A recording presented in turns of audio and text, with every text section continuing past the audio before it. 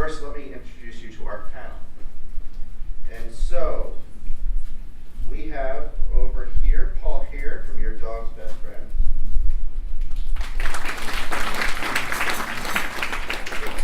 Kenny Glover from Miller & Long.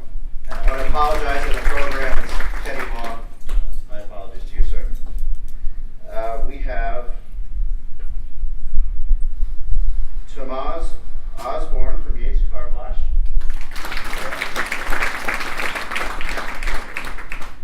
We have Mary Ulrich from Pathway Freedom. Path to Freedom, excuse me. We have that also. We have Ian Comstock from Home Depot. Please join us, Ian. And Jerry Wilson at the end. And Jerry, I already explained to you, I apologize. We'll have a few questions for businesses, but I definitely want to hear from you, and I'll be calling you in about 5-10 minutes. Yeah. Excellent. So, businesses, as you answer this first question, please tell us about your company. Here's the question. Was considering and ultimately hiring candidates who were formerly incarcerated a business decision, a philanthropic decision, or both? Ian, can we start with you? Pass the microphone. Thank you. It's really an unknown decision. The candidate process, we don't have that box, I guess, last speaker was talking about. So we really don't know if anyone was incarcerated unless they voluntarily say it after they're employed. Home Depot has background screenings and they don't take certain felons, but we don't know. Question. Gotcha, that's good. And that's where we want to get to. The question is irrelevant. Paul. I don't think it was even a decision. It just happened. Jenny McDaniel, as Chris, the Deputy Secretary of Labor mentioned, came through my door. She'd been fired by a local big box pet company, and when she told me that she felt like she was being told that she wasn't even good enough to wash people's dogs, I had a vision of the not in my backyard phenomenon. Only it wasn't a building, it was a person. And I wasn't going to let that happen. At the same time, I was very familiar with a program that had been run where hardcore convicts had been given dogs to care for while in prison. And this had elicited in them a connection that they had never experienced before, a positive connection. And I had been brought up as a systems thinker. That's my education. I'm a policy person. I'm a former White House staffer, former Senate staffer. And I found myself in the trenches. And I realized that you don't make change from 30,000 feet. Small business is where we're going to save the people who you're talking about. Not big business, at least not the ones that I'm dealing with. They can cycle through jobs at places like Home Depot if they've already got basic work skills. But I also realized that the business that I'm in, which is dog daycare, requires a very unusual skill set. You're not going to find it anyplace else that can transfer into what we do, except possibly out of children's daycare.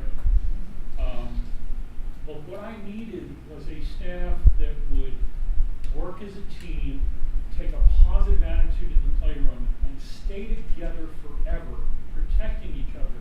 Because a dog daycare that has the same staff that comes every day, year after year after year, will build up to an exceptional company, whereas anyone who has to keep changing over these kids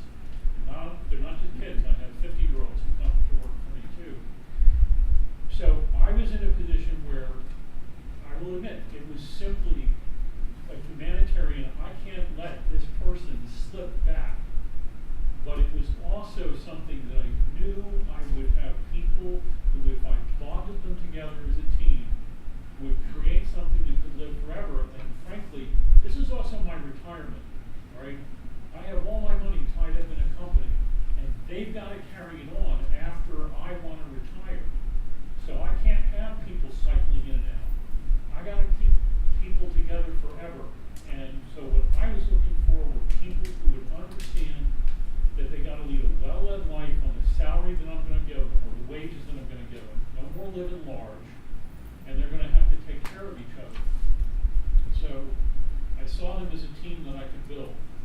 It's a little unusual, but I mean, seriously, they are a family now, and they watch out for each other. And she's the mother lioness. Thank you. Good morning, everybody. Good morning. My name is Kenneth Glover, and I'm the Human Resource Specialist with Men Alone. I just want to let y'all know that I'm a returning citizen. And when I came home in 2002, and I started working for Men Alone, they didn't even ask me whether I asked them. They just hired me, and I call it by faith. They went out on faith and gave me an opportunity to become a carpenter. We have an apprenticeship program, and I graduated from that apprenticeship program. And I just came to work every day. And it really wasn't about if I was an ex-offender or black, white. It was about getting this building up and making this money. That's all it was about. It wasn't no barriers for me, but it is barriers for returning citizens. So as I came to work every day, and of course people looking at me, they asked me did I want to be in human resources. As an ex-offender, I dropped out of high school at 11th grade, born and raised in Southeast, and I was smart enough to know that was the door opening up. And I walked through that door. I have my high school diploma. I'm in college now. I'm doing a lot of things. Doing human resources, you got to learn laws every year. Things change. So that's a challenge for me. But my company has afforded me the opportunity to go down to the prisons. I go into the prisons. I go down rivers, North Carolina, and we recruit guys to come home. When they come home, we give them opportunities. If they are able and they're willing to do what we do, and it's hard work. Everybody's not built for construction. I say that, but we have some guys that are good in IT. We have some guys that are good in other fields. That come home, they just need an opportunity. Like Men Alone gave me an opportunity. They afforded me through my walk and then watching me. I work for a multi-million-dollar company, and I do all the recruiting for them. So the opportunities is for every person that come home. Now, I will say there is some downfall in this, and the biggest challenges that we have as a company is housing and substance abuse.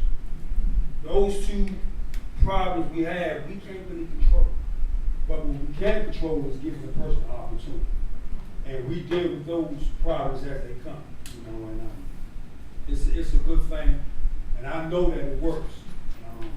Everybody don't have the same mindset that I might have, but if I could just get one person to come into our company and be a success, we have plenty of them. I'm not the only one. There's plenty of Kenny Glovers working in Men Alone, and I feel blessed that I was able to recruit those guys.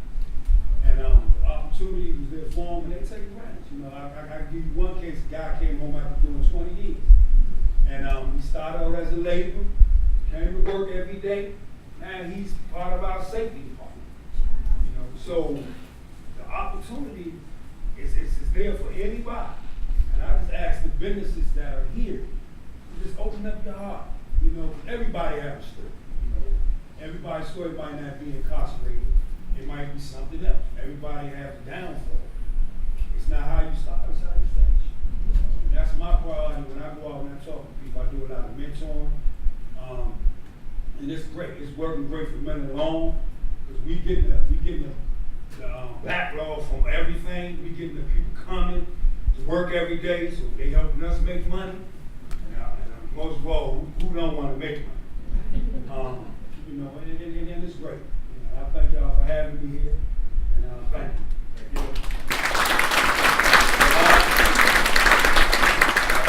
Good morning. My name is Thormaze Osborne. I'm here from Yates, Kingstowne, BP and Car Wash. I'm actually the car wash manager there. I'll be honest, I never even knew about this until maybe, I want to say maybe 2 weeks ago. I had an employee of mine that actually dealt with Susan that's here, and I'll be honest, it didn't work out for him.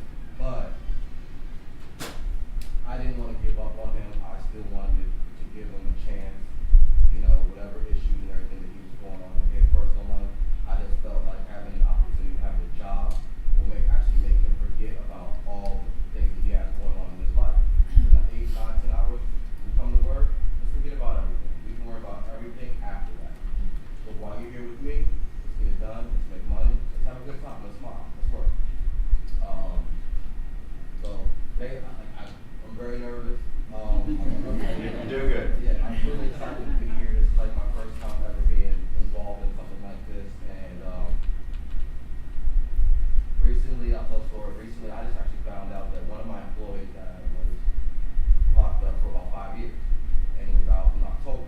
I literally just found this out last week. So I just happened to be mentioned, yeah, I got invited to go be a panel speaker somewhere, and I was really excited about it. And he was like, did you know that I was locked up for 5 years? I said, no, I didn't. Didn't know, wasn't aware. He's probably hands down the best employee I have. He's one of those guys where you don't have to ask him to do anything. He's just always self-motivated. Just do it on his own, do everything on his own. And I just feel like if you take one person who's like that, how do we not know that there's other people just like him in this situation in the opposite?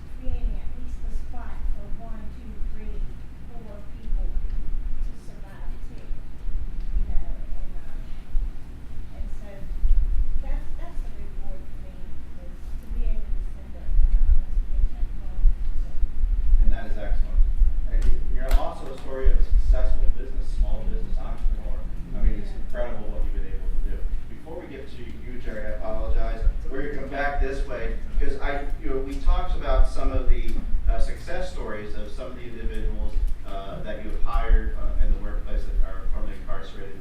And I just want to pull up a few more examples of great situations where you've had great talent around the table who just happen to have served some time. And so if we go back to Thormaze, work around this way and see if there's any more stories we can share. Well, it's pretty much the guy was 24. He did time for 5 years. I don't know exactly what it was for, but like I said, I just recently found that out, and I've had conversations with him all the time. He's just a very, very, very intelligent guy, to the point where like I never would have guessed his past at all. And he comes to work every day. He's on time. Put their extra hours at least to be, available. He's the first one to ask. I'm also looking to actually promote him to a supervisor type because he's well spoken, very good with customers. From my understanding, he actually got his degree. He also has another degree in psychology, which I just found out too. So, and when I first met him, and I was like, "You really want to work at a car wash? You have all this?" And then, but he never really told me what was going on in his past, because I think maybe he thought I would judge him or something like that. But I just always wondered, and he's like one of those guys where if you get him in a conversation, whether it's religion, whether it's politics, he'll just pull you to the side and he'll talk your own. Yeah. But he's great, and he's just somebody that I would like. I really want to build and mold into a supervisor type or something like that, because for my personal self, when I'm in a job, I give myself about a 2-year window, and then I might look to do something else, but I also want to have that person who can take over for me when I'm gone, and he's the prime example of that. Excellent, excellent. Thank you so much. Kenny? Yes, I was thinking about a guy named Franco. We have a boot camp program when we hire guys that's coming home from prison, also affiliated with the DOES Department of Drug and Services. And we take them out to our yard in up Marlboro, Maryland, and we train them. We train them how to do what Miller and Malone does. Build forms, we train them how to get familiar with all our material, which is tons of it. And this one guy, Franco, when he came out, his first day there, he said, "Kenny, I don't want to do this." I said, "What you mean you don't want to do this?" He said, I want to put up the cranes. He actually want to be on the crane crew. And his focus on that was so hard that when he comes to the training every morning, he did what we taught him. He wasn't, rebellious to that. But on his own way, he wiggled to the head of the crane crew and told him, "Man, I want to learn how to put up the cranes." So Mike came to me, he said, "Kenny, man, this guy, man, I ain't ready for him yet." I said, "Well, that's between you and him. I hurry up and pass the buck." So Franco was persistent, and he just came to work every day. And now the key elements of working for Miller Long, and I'm sure every business is coming to work every day. That's the biggest problem that I had with they ain't got to necessarily be reentry guys, it's anybody, just don't want to come to work. But with our company, and I'm an advocate of that, I'm a product of that, but just come to work every day. And the vice president of human resources seeing me, when he comes to the job site 5:30, 6:30 in the morning, he saw me. And I guess he kept that in his head, so when it was time for him to pick someone, he called me. But Franco is now putting up cranes. He's, now he wants to operate the crane. So, if anybody put in their mind, you can do it. And so I go on and on, because I go down to Rivers. I never had an opportunity now. I could get with someone where I could go up to the Alexandria jail, do a presentation, whatever we got to do. Open up the door for that. So whoever is in charge of getting me there, I would love to go there, because there's also success stories everywhere. But Franco, and then we got another guy named Poncho. We call him Poncho. Macho Franco.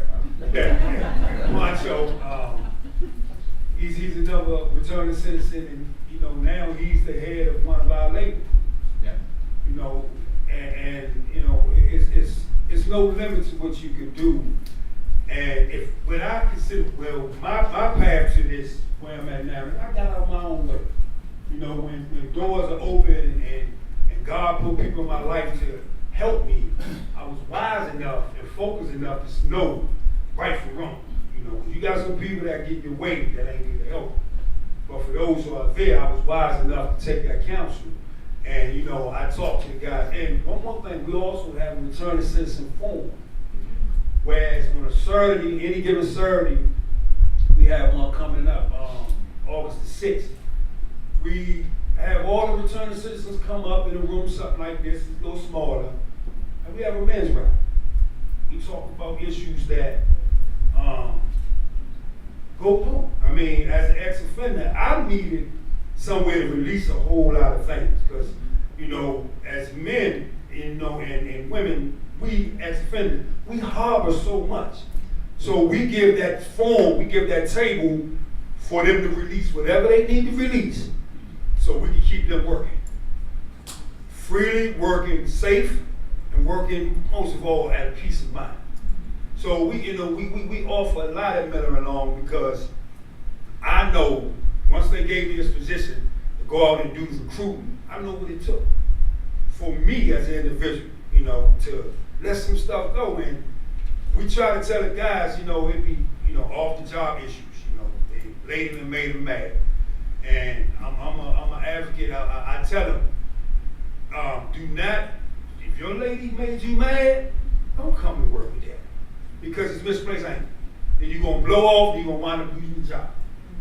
You know, so you know we have a lot of opportunities. We try to not only give them a job and send them out there and go on your own. No, we train them, we help them with issues, and the biggest issue I have, like I said before, is housing. We just, you know, as an ex-offender, if you ain't got nowhere to live, it's gonna be kind of rough for you to get up and go to work every day and have your mindset focusing on doing the job. But once you got that job, once you got that housing, that's something that you ain't got to worry about, you know. And that's another thing that gives a person pride and give them dignity. That's the way it is. So Thank you. That's excellent.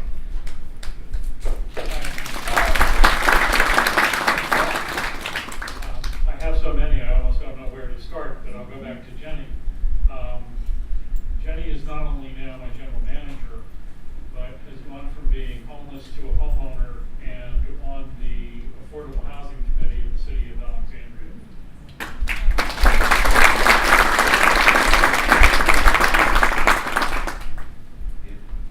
Yeah, I'm not sure I have any specific story, but in general, I agree with Kenneth. We don't know anybody who has been incarcerated unless they voluntarily say it, but in general, the majority of ones that I've met are driven. In retail environment, there's rules for everyone as far as punctuality is a big one. Probably our biggest turnover rate is just punctuality, and they're the ones that are most punctual. They're there to work. They're there to have a job. Just from talking this morning, it's funny, I want to keep going back to you, and you telling me a story about a manager. But yeah, no. At the store level, no one really knows, unless it's voluntary told. But in general, like I said, I have to agree with Kenneth. They're really driven, punctual, and they're there to work. Thank you. As long as you're doing your job, you have a place to work. Now, Jerry, we come to you. Here's a big question for you. And first of all, I want to say I appreciate you being on the panel, because I also want to get the employee perspective as well. And we were able to get some of that before. So here's my question. How does your past experience influence how you participate in your workplace today? I first want to, tell everyone hello. My name is Jerry Wilson. I did 13 and a half years in prison, for selling drugs. I've been out now for about 8 months. And, I was fortunate, to be able to come out on a Friday and have a job on a Monday. I read destruction, in my neighborhood for a number of years. Now I'm working, basically at a recovery facility, dealing with addicts. So I was fortunate. But as far as with the question you asked me, just, being in a prison environment, they have you on a controlled movement. So that basically, allows you to be to work on time. I worked for, 13 years and 4 months inside a prison, working for 27 cents an hour. Now I come out making $14 an hour, so that's a great pay increase. So, every day I go to work, I work hard. And I know that, anything in life, worth having, you have to work for it. So, that's what I bring to the job. Plus, I've been, incarcerated around, all nationalities, people from all walks of life. And, I've been able, to deal with those people. So out here, it's very easy to be out here. Like I said, like the gentleman said, I thank God every day that, path was, open for me. So I took full advantage of, helping out, where I can. And I've also been fortunate enough, to be able to buy me a small truck and, do some small business on the side. So hopefully one day I'll be a business owner and I'll, hire people that's coming out of prison and try to, help, in complicated, tough situations. Great. Thank you.